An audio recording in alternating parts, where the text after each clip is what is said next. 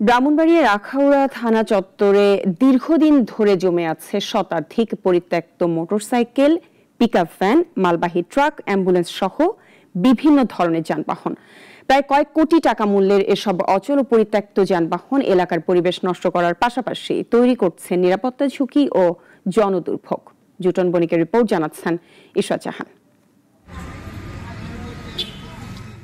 ব্রাহ্মণবাড়িয়ার আখাউড়া থানা গেট দিয়ে ঢুকতেই চোখে পড়ে গাদাগাদি করে রাখা শতাধিক পরিত্যক্ত যানবাহন। মোটরসাইকেল, অটোরিকশা, সিএনজি থেকে শুরু করে অ্যাম্বুলেন্স, উদ্ধার বা জব্দ হওয়া এসব গাড়ি এখানে পড়ে আছে বছরের পর বছর।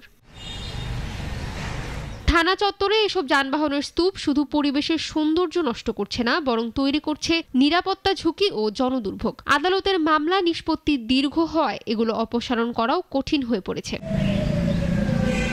স্থানীয়রা বলছেন, মামলার আলামত হিসেবে উদ্ধার করা এসব যানবাহন রাখার জন্য নেই কোনো নির্দিষ্ট শেড বা ইয়ার্ড, ফলে বছরের পর বছর এগুলো রোদ বৃষ্টিতে নষ্ট হচ্ছে। যদি এইগুলা বৈধভাবে নিলামের প্রক্রিয়া যথাসময়ে দেওয়া হয় তাহলে সরকার অনেকটা রাজস্ব সরকারের আর্ন হবে।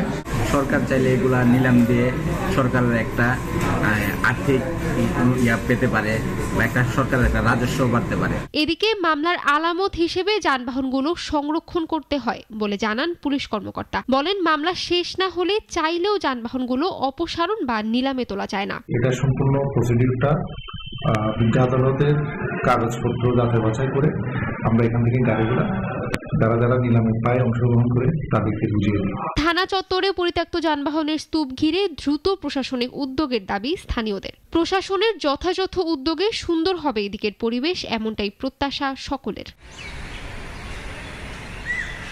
ইশরাত জাহান, নাগরিক।